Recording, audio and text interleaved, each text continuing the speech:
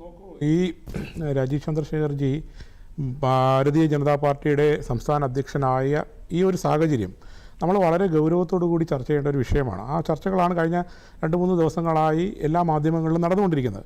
നോക്കൂ, ഈ തെരഞ്ഞെടുപ്പ് പ്രക്രിയ നടക്കാൻ തുടങ്ങിയിട്ട് ഏകദേശം 6 മാസ കാലയളവ് ആയി. കേരളത്തിൽ അതിൻ്റെ പ്രൊസീജിയർ തുടങ്ങിയിട്ട് ബൂത്ത് തലം മുതൽ ഏകദേശം വരുന്ന 25,000 വരുന്ന ബൂത്ത് തലം മുതൽ മുകളിലോട്ട് പാർട്ടിയുടെ എല്ലാ ഘടകങ്ങളും പൂർത്തീകരിച്ച് ഇന്ന് സംസ്ഥാന അധ്യക്ഷനെ വരെ പ്രഖ്യാപിച്ചിരിക്കുന്ന ഒരു സാഹചര്യത്തിലേക്ക് എത്തി നിൽക്കുക. നോക്കൂ, 25,000 ബൂത്തുകളിൽ പാർട്ടിയുടെ ബൂത്ത് പ്രവർത്തനം ആരംഭിച്ചിരിക്കുകയാണ്. ഈ സംഘടനാ പ്രവർത്തനത്തിൽ ബൂത്ത് പ്രസിഡന്റുമാരെ നിശ്ചയിച്ചുകൊണ്ട് പാർട്ടിയുടെ പ്രവർത്തനം ആരംഭിച്ചിരിക്കുകയാണ്. ഒരു ബൂത്തിൽ പോലും, കേരളത്തിലെ ഒരു ബൂത്തിൽ പോലും ഒരു പ്രവർത്തകനും ഇല്ലാത്ത, ഒരു ബൂത്ത് പോലും ഇല്ലാത്തൊരു സാഹചര്യമുണ്ട്. 20,000-ഓളം എഫക്റ്റീവ് മെമ്പർഷിപ്പ് എന്ന് പറഞ്ഞാൽ എഫക്റ്റീവ് മെമ്പർമാരായിട്ടുള്ള, അതായത് സന്നദ്ധ ഭടന്മാരായിട്ടുള്ള പ്രവർത്തകർ, അതായത് സാധാരണ മെമ്പറല്ല, എഫക്റ്റീവ് മെമ്പർമാരായിട്ടുള്ള പ്രവർത്തകരെ സൃഷ്ടിച്ചുകൊണ്ടാണ് ഈ തെരഞ്ഞെടുപ്പ് പ്രക്രിയ പൂർത്തീകരിച്ചിരിക്കുന്നത്. അതിൽ 39 സംഘടനാ മണ്ഡലങ്ങളിൽ വനിതകളാണ് പ്രസിഡന്റുമാർ. വനിതകളാണ്. ഇതെന്താ ചർച്ച ചെയ്യാത്ത? ഇതും കൂടെ ചർച്ച ചെയ്യപ്പെടണം. കാരണം സ്ത്രീ ശാക്തീകരണത്തെക്കുറിച്ചൊക്കെ വലിയ തോതിൽ വീമ്പിളക്കുന്ന രാഷ്ട്രീയ പാർട്ടികൾ കേരളത്തിൽ ഭരിക്കുകയും ഒക്കെ ഉള്ള സാഹചര്യത്തിൽ ആ 280 സംഘടനാ മണ്ഡലങ്ങളിൽ 39 പേർ സ്ത്രീകളാണ് നയിക്കപ്പെടുന്നത്. അതുപോലെ 4 ജില്ലാ പ്രസിഡന്റുമാർ സ്ത്രീകളാണ്.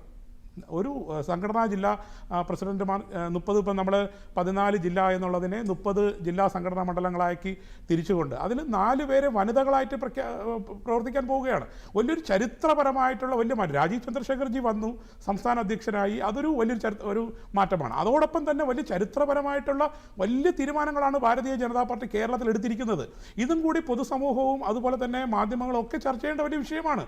വലിയൊരു മാറ്റമാണ് പാർട്ടിയിൽ വരാൻ പോകുന്നത്. കേരളത്തിലെ സർവോപരി എല്ലാ മേഖലകളിലും സ്പർശിച്ചുകൊണ്ട് എല്ലാ വിഭാഗം ജനങ്ങളെയും, അതിൽ വിവിധ മത വിഭാഗത്തിൽപ്പെട്ട ആൾക്കാർ, സാമുദായികപ്പെട്ട എല്ലാ, ഒരു സോഷ്യൽ എഞ്ചിനീയറിംഗ് വളരെ നല്ല രീതിയിൽ താഴെത്തട്ടിൽ ബൂത്ത് തലം മുതൽ നടത്തി വളരെ ചിട്ടയോടുകൂടി സംഘടനാ തെരഞ്ഞെടുപ്പ് നടത്തി ഇപ്പോൾ അവസാനം ആണ് രാജീവ് ചന്ദ്രശേഖർജിയിലേക്ക് എത്തിയിരിക്കുന്നത്. ഇവിടെ സാബു പ്രസാദ് സാർ അതിൻ്റെ വശങ്ങളെക്കുറിച്ച് നേരത്തെ ഇവിടെ സൂചിപ്പിക്കുകയുണ്ടായി.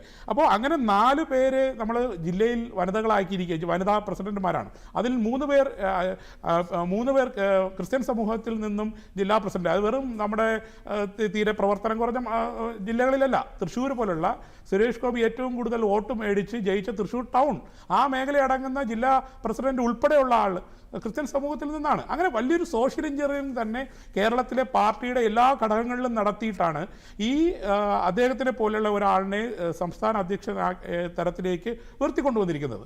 ഇത് മറ്റ് രാഷ്ട്രീയ പാർട്ടികൾക്കോ മറ്റ് ആൾക്കാർക്കോ, ചില ആൾക്കാർ വിമർശന വരും ദിവസങ്ങളിൽ മാത്രമേ അദ്ദേഹത്തിൻ്റെ പ്രവർത്തനം എന്താണ്, അദ്ദേഹം മുൻപോട്ട് വയ്ക്കുന്ന രാഷ്ട്രീയം എന്താണ്, അദ്ദേഹത്തിന് രാഷ്ട്രീയം അറിയില്ല, ഇങ്ങനെയൊക്കെയുള്ള പല തരത്തിലുള്ള ചർച്ചകൾ നടക്കുന്നുണ്ട്. പക്ഷേ എന്താണ് അദ്ദേഹം എന്ന് ഇന്നത്തെ അദ്ദേഹത്തിൻ്റെ സ്ഥാനാഹരണ സമയത്ത് അദ്ദേഹം മുൻപോട്ട് വെച്ച ഒരു വിഷൻ, ആ വിഷൻ കേൾക്കുമ്പോൾ തന്നെ സാധാരണക്കാരായ ആൾക്കാർക്ക് മനസ്സിലാകും. നമുക്കറിയാം, ഞാൻ കഴിഞ്ഞ ഒരു 1-2 വർഷങ്ങൾക്ക് മുമ്പാണ് ടി വിയിൽ ഒരു പരസ്യം കാണുകയുണ്ടായി. ഒരു പരസ്യത്തിൽ ഒരാൾ ഇങ്ങനെ വോട്ട് ചോദിക്കുന്നതായിട്ട് വന്നിട്ട് ഒരാളുടെ വോട്ട് ചോദിക്കുന്നു. അപ്പോൾ ആ വോട്ട് ചോദിക്കുമ്പോൾ ഒരു എഡ്യൂക്കേറ്റഡ് ആയിട്ടുള്ള ഒരു കുട്ടി, ആ കുട്ടി തിരിച്ച് ചോദിക്കും, വാട്ട് ഈസ് യുവർ ക്വാളിഫിക്കേഷൻ എന്ന് തിരിച്ച് ആ വ്യക്തിയോട് ചോദിക്കുകയാണ്. അപ്പം ആ ഒരു കൺസെപ്റ്റ് നമ്മൾ ആലോചിച്ച് നോക്കൂ.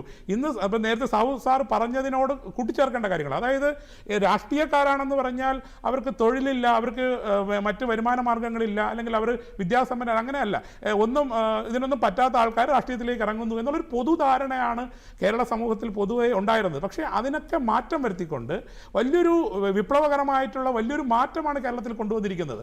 ഒരു പ്രൊഫഷണലായിട്ടുള്ള ഒരാൾ, അല്ലെങ്കിൽ ടെക്നോക്രാറ്റ് ആയിട്ടുള്ള ഒരാൾ, അല്ലെങ്കിൽ വിദ്യാസമ്പന്നനായ ഒരാൾ, ബിസിനസ് മേഖലയിൽ സക്സസ് ആയിട്ടുള്ള ഒരാൾ, ഈ തരത്തിൽ എല്ലാ മേഖലയിലും അദ്ദേഹം പ്രവർത്തിച്ച മേഖലയിലൊക്കെ അദ്ദേഹത്തിന് വലിയ റിസൾട്ട് ഉണ്ടാക്കാൻ വേണ്ടി സാധിച്ചു. അപ്പോൾ അദ്ദേഹം പുതിയൊരു ദൗത്യം ഏറ്റെടുത്തിരിക്കും. തിരുവനന്തപുരത്ത് ഒരു 23 ദിവസം കൊണ്ട് അദ്ദേഹം തിരുവനന്തപുരത്തെ സാധാരണക്കാരായ ജനങ്ങളുടെ ഇടയിൽ വലിയ രീതിയിൽ അദ്ദേഹത്തിന് ഇമ്പാക്റ്റ് ഉണ്ടാക്കാൻ വേണ്ടി സാധിച്ചു.